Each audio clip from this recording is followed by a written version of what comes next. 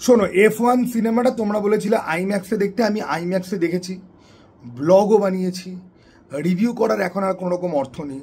তোমরা সবাই মোটামুটি যত রিভিউ দেখেছো সবাই দেখবে একটা কথা বলছে যে গল্প এমন কিছু নয়, কিন্তু রেসিংয়ের সিনগুলো দুর্দান্ত। তবে আজকে আমাদের ভিডিওর টপিক কি, যে এটা কি সত্যি সত্যি একটা গ্রেট সিনেমা? দেখো, গ্রেট সিনেমা ডিসাইড এক একজনের কাছে এক এক রকমভাবে হয়। কারোর কাছে কোনো কোনো সিনেমা গ্রেট সিনেমা নয়, কিন্তু পার্সোনাল ফেভারিট, সে বারবার দেখে। আবার কোনো কোনো সিনেমা ক্রিটিক্সরা বলেছে গ্রেট সিনেমা, বাট সেটা হয়তো অডিয়েন্সের সাথে বা এরকম হয়তো নেই যে অডিয়েন্স সেটার সাথে খুব বেশি রেজনেট করতে পারে। নাও F1 এমন একটা সিনেমা যেটা আমার দেখে প্রথম যেটা মনে হয়েছে যে I am never going to watch this again. এটা একটা ওয়ান টাইম এক্সপিরিয়েন্স, যেটা আমার করা হয়ে গেছে। গল্প সত্যি সত্যি সেরকমভাবে কিছু নেই, কিন্তু একটা সহজ সরল গল্প থাকা তো পাপ নয়। F1-এর গল্প খুব সহজ সরল, এবং অধিকাংশ যারা এই সমস্ত রেসিং ফেসিং করে না, তাদের লাইফ কাইন্ড অফ এরকমই হয়। এখানে গল্পে বিশাল টুইস্ট আনা পসিবলও ছিল না, কিন্তু কতগুলো জায়গা আমাকে প্রশ্ন রাখতে বাধ্য করে। এক হচ্ছে গিয়ে এই যে ওক ব্যাপার স্যাপার যে চলছে আজকাল হলিউডের সিনেমা মানেই সেখানে দুটো চামড়ার লোককেই রাখতে হবে, দুজনকেই গুরুত্ব দিতে হবে।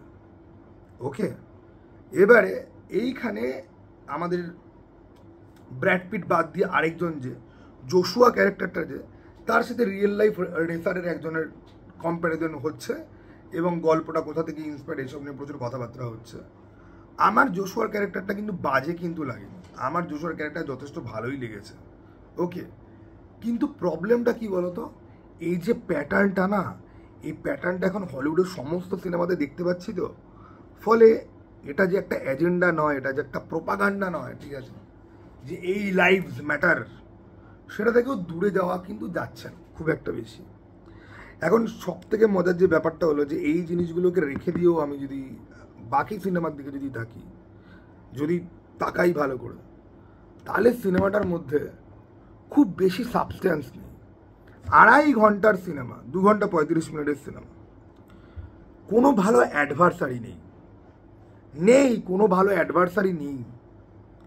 তারা রামপাম দেখেছিলে মনে আছে? অনেকে বলবে এই তারা রামপামের সাথে F1-এর তুলনা করছে। তারা রামপামের যে ভিলেনটা ছিল তাকেও খুব একটা বেশি ভালো করে দেখানো হয়নি, কিন্তু ওই ব্ল্যাক কালারের গাড়ি আর ওই হেলমেটটা দেখলেই আমরা বুঝতে পারতাম যে ও ভিলেন, ওর জন্যই সর্বনাশটা হয়েছে। 2.5 ঘন্টার একটা সিনেমাতে কোনো অ্যাডভার্সারি নেই, দুটো হিরো নিজেরাই নিজেদের মধ্যে কম্পিটিশান করে গেল, তারপর নিজেদের মধ্যে আবার বন্ধুত্ব হয়ে গেল। এবং ফর্মুলা 1 রেসিং, ওরা কি করে চ্যাম্পিয়নশিপটা জিতবে সেই নিয়ে।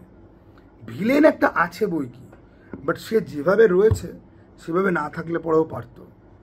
হাভিয়ার বারডেমের রুবেন যে ক্যারেক্টারটা, তার সাথে ব্র্যাড পিটের বন্ধুত্বের যে অ্যাঙ্গেলটা শুরুর দিকে ওয়ার্ক করে, কিছু মোমেন্টে ওয়ার্ক করে। Do we have the car? No, but we have the driver. Theatre পুরো পাগল হয়ে গেছে, সবাই চিৎকার করছে ওই ডায়লগে। বা ব্র্যাড পিট যখন ক্লাইম্যাক্সে যখন হেঁটে আসছে, জোশুয়া বাকিদের সাথে দৌড়ানোর সময় দেখছে ব্র্যাড পিট ওই স্টাইলে হেঁটে আসছে, যেটা কাইন্ড অফ এই সিনেমার ইন্ট্রোডাকশন, ব্র্যাড পিটের ইন্ট্রোডাকশনের প্রথম যে আছে যে সিনটা, ওটার কাইন্ড অফ কল ব্যাকই। ওকে, যে ও রেস ট্র্যাক দিয়েও হেঁটে আসছে।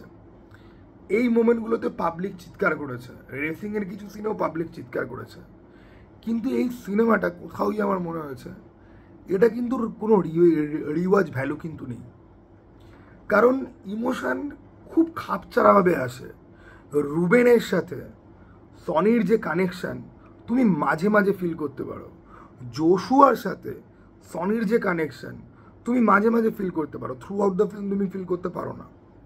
এবার যারা ফর্মুলা 1 রেসিংয়ের ব্যাপারে যারা জানে না, তাদের জন্য এই সিনেমাটা একটা ক্র্যাশ কোর্সের মতো কাজ করে। রেসিংয়ের পুরো জিনিসটা কি করে ল্যাপ চেঞ্জ হচ্ছে, কি করে একজনের পরে আরেকজন আসছে, ঠিক আছে, কত সেকেন্ডের মধ্যে গাড়ির টায়ার চেঞ্জ করতে হবে, এই সেকেন্ডের খেলাটা কি করে একটা স্ট্র্যাটেজি হয়ে কে কাকে কিভাবে বিট করছে, ফর্মুলা 1 রেসিংয়ের মধ্যে অ্যাক্সিডেন্ট হলে পরে কীরকম হয়, ঠিক আছে।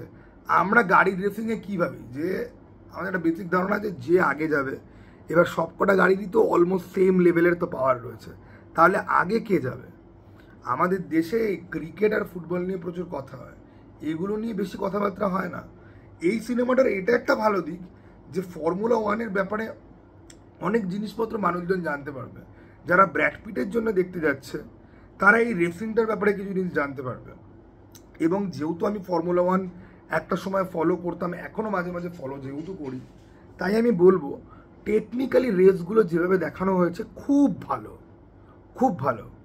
কিন্তু ভাই, this is a biopic or this is a mass commercial film or this is a what? কারণ এতই বেশি নিখুঁতভাবে স্ট্র্যাটেজিগুলো দেখানো হচ্ছে না যে কারুর এটাও মনে হতে পারে ভাই গাড়ির রেস হচ্ছে, একটুখানি ক্র্যাশ ফ্যাশ তো থাকবে।